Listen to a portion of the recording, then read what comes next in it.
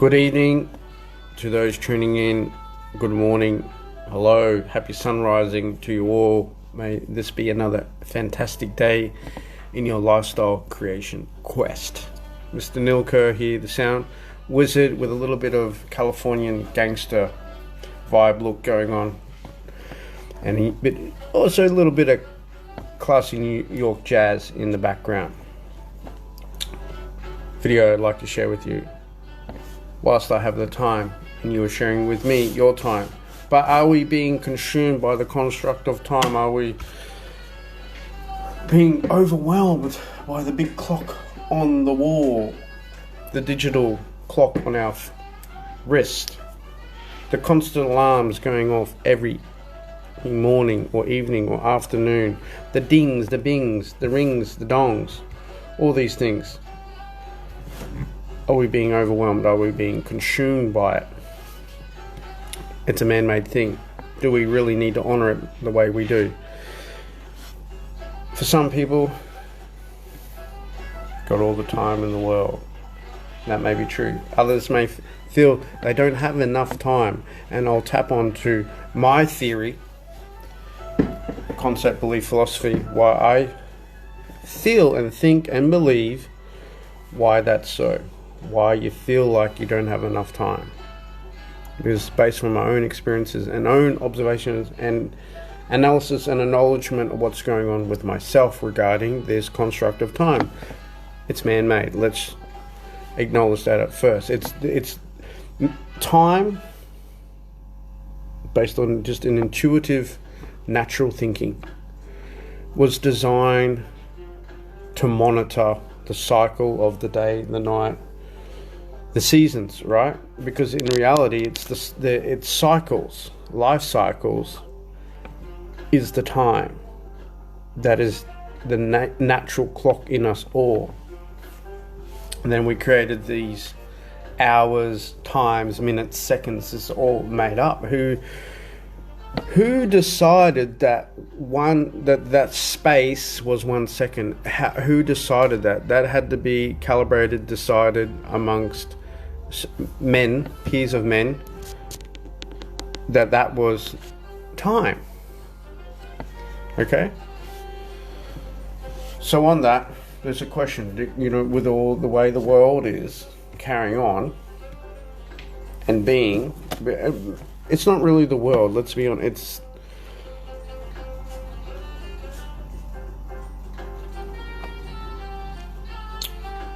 it's society constructed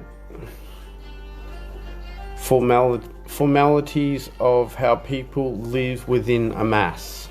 Okay? Governments, towns, cities, structures, and it's all there for a reason. Okay? It's designed to minimize the chaos, even though it's well designed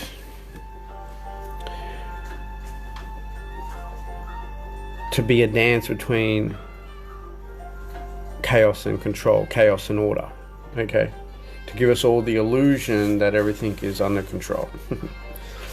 And the construct of time may be part of that, okay? But before we go too deep and we run out of rope to climb back out of this deep hole of thought, or abyss of thought, or well, black hole, canyon,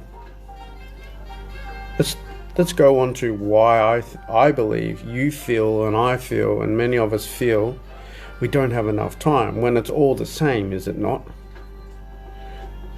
Okay. It never alters. The only thing that alters is the cycles of nature. Right? As you know, that the daylight in the colder months, because of the axes of the Earth and the orbital rotation, is different. The daylight is less. In summer it becomes more, but the time on our watches, clocks, hours and all that doesn't change. Okay,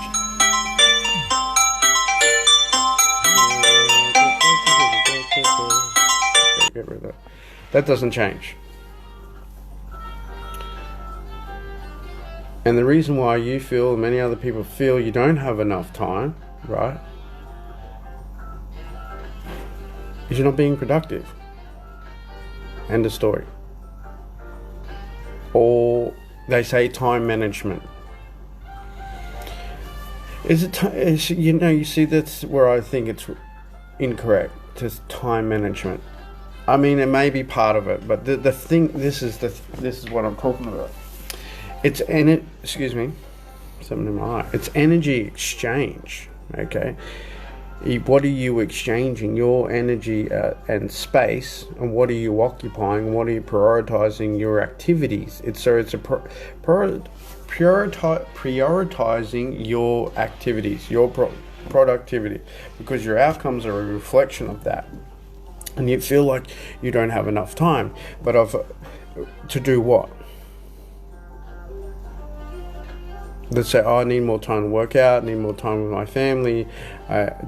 So what activities are you prioritizing over that which you'd rather have, that you'd like to have more time for? And if you say, well, if I spend more time with my family, freaking sense of life, it means I have less time at work, which means less money. So I would then suggest, well, that would be something that you'd need to reorganize that scenario. So this is what I'm getting, it's scenarios, all these minute scenarios, these moments, energy exchange. Is it necessary we don't have enough time? And we feel we don't have enough time because we're not utilizing our energies correctly. I need more time with my family, but you give more time and energy to your work because you're prioritizing the money, which is completely fair. However, if the other is important to you as well, then that's where the decision comes into play.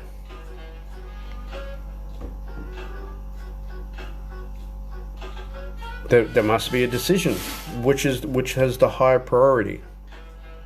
Because the thing is, the time, you're actually occupying time and energy in the consumption, in being consumed by the construct of time, thinking that you need more time or you don't have enough time to do these other things when the time is the same spanned. What's changed is the daylight, day and night. That changes. So when you get away from governing time and you just utilize your energy in the cycle of nature, it changes things a lot. We're all being convinced that when you get up, you need to eat at 8 o'clock or 7:30 or 9 a.m. and then 10:30, boop, the hooter goes. Oh, got to have smoko. What we call that, smoko here in Australia. I'm not sure what you call. Oh, morning tea. Okay, so everyone knows what morning tea is.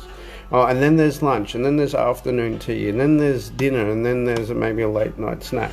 All these type of things, right, that have been tied in with time. Like a schedule, a number schedule, an hour schedule, or a calendar, or a date. Who came up with that? Who came up with Monday, Tuesday, Wednesday? All constructed to govern people's priorities, time and energy exchange. It's almost to keep to keep people in a corridor of doings, to then almost lead towards this, I don't have enough time. Yet I'm sure those who are very successful approach this in a completely different manner. And it's not about time to them, it's just managing decisions, priorities, what's important. So if you were to write a list right now, whenever, however, to those who choose to tune into this information that may or may not already be presented to you before, what is a priority to you? What's important? You hear, hey, in 2 years, I mean, I'm using a time reference now, which would be how many suns, how many moons, okay? How many cycles? So in 2 cycles of the sun, perhaps, that's what it's all about, okay? We could use this type of language. But the next full moon, and this would have been, the dust on this is catching my eye. I want to clean it. It keeps turning the light on and off. Okay, so there's a different language, and perhaps that's what it is that's going to assist you in giving you the sense that actually you have more time when the time hasn't changed at all. It's just how you're occupying the space in the cycle of day and night. Make sense? That's why many people feel we don't have enough time, is because you need to ask yourself a serious question. Hey, how am I actually occupying the cycle of day and night? What am I doing in the day and what am I doing in my night?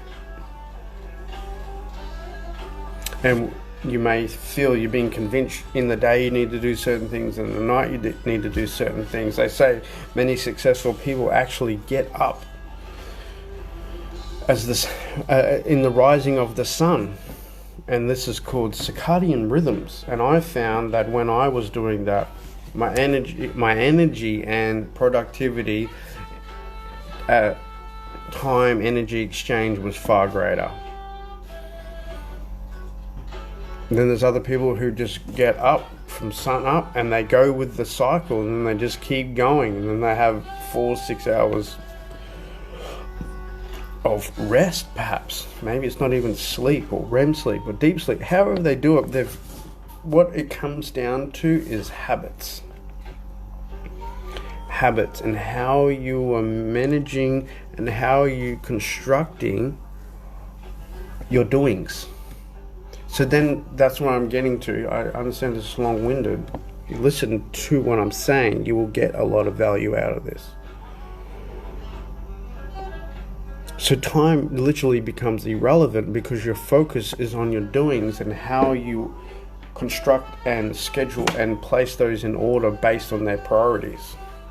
So if you have a list based on what's important, what is the greater benefit, what is a short-term benefit, what is a long-term benefit, and if I just contribute a bit of something on each of these things, and then just create a cycle within the cycles, within nature, within a modern structure society as well, that's governed by time, I believe you will feel you're getting a lot more done, and you will feel that you actually have time actually to yourself as well. Meaning what is time to yourself? Is that you and time sitting in the cupboard, or like what is it? What is time for yourself? Me time, my time. What is that about? No one owns time. You understand that? So think about that.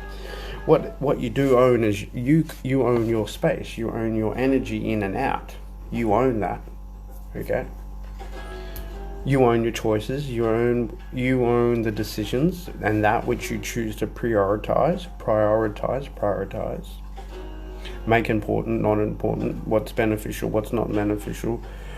What is going to be the better outcome, and you're investing your energy into. And where is that going to lead? Because everything that is in life is an accumulation of the outcomes which reflect what we take responsibility for doing and not doing. Productivity's got a lot to do with that. So our thinking and our doing, if the pairing is not matching, then that will lead to you feeling like you don't have enough time, because you have the thought of, I need to do this, I need to do that, I've got to get this done, I've got to get that done. Right? This is your thinking. But then, if you were to pull out and look at yourself from the sidelines, what are you actually doing that is relevant with the thinking?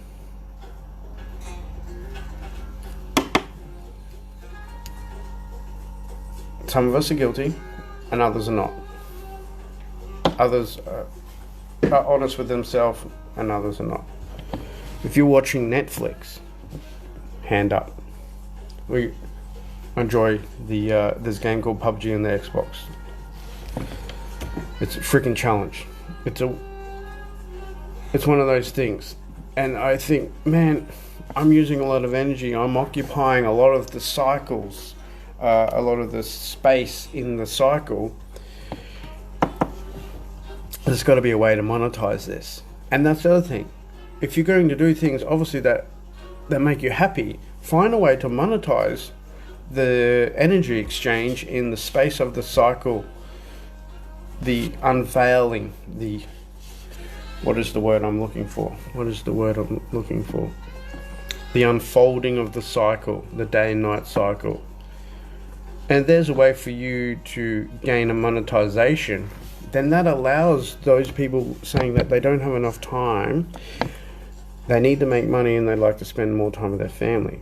So it's about looking at, hey, what is the design I have right now in regards to my income and my family life, my personal life, my leisure life, the things I want to do, the hobbies, the adventures I want to go on. So if I want to go on a cruise or fly overseas, or it'd be good to have, maybe if I start up like a little, maybe a food cart in another country, and how would I be able to, all these type of things. And at the end of the day, this is how I feel it's going to be a benefit to you. Utilize the time construct, because so many people operate on it. The consumerism, learn to create, find something you can create and that you like, or even if you don't like 100%, but you like the process. Does that make sense? What's an example of that? Neil, what's an example of that? I'll get there. Okay, so for me, look, there's women's cosmetics will always be a big thing. Not for me, it's not my thing, but there's a lot of consumerism, and I enjoy building things like Facebook pages, little websites, finding out, oh, no one actually has that domain, and grabbing that domain. I enjoy designing logos and t-shirts and merch and things like this. I enjoy these. I do enjoy doing these things. So if I find a market out there that has a high consumerism, and I have the ability to enjoy creating something for that market, even though I'm not like into it, I'm not going to go market those products, but I can put those products in front of someone, then I can get some type of monetization. And then what does that do? Then that feeds my consumer habits. Meanwhile, it's freeing up my energy where I have to physically commit to supplying some type of physical contribution for the exchange of money. Even though if I'm typing on a keyboard, in theory and in a technical term, that is a physical, but it's the level of exertion of the physical. There's a bit more of a mental side. A book by Tim Ferriss, 4-Hour Work Week, is very achievable. You do have to put in the groundwork. And that just comes down to the totality of what this is all about. What are you exchanging your energy on? In the cycles of nature, as the sun is up, as the sun is down. Okay, in the spinning of the axes of the earth, what are we doing? What are we doing, and what outcomes are we producing? What results are we producing? So expand your mind, grasp onto this, reach up into the crowds, grasp, put it in, put it out, and you'll find time is irrelevant. It's just about a routine, monitoring your energy in, energy out, keeping ourselves well maintained so that we can be a productive human being, so we can utilize our energy systems that is within us. And in that, you will then give yourself the psychological construct or concept or byproduct that you're doing a lot in a short amount of time. Then you rest, recharge accordingly, heal yourself, hydrate yourself, tap into nature, and just use this time thing as an assistant to assist you in monitoring your doings within the cycles of nature. On that, be good, be great, be brilliant, learn to master yourself. And I've said this so many fucking times, and it's about time I do it, as I will be dropping in here some affiliate products to assist you expanding yourself, to tap into self-mastery, because you know when you do that, you learn to master yourself, and you learn to master your life, and you learn to create a lifestyle that you really, really want to have. On that note, see you.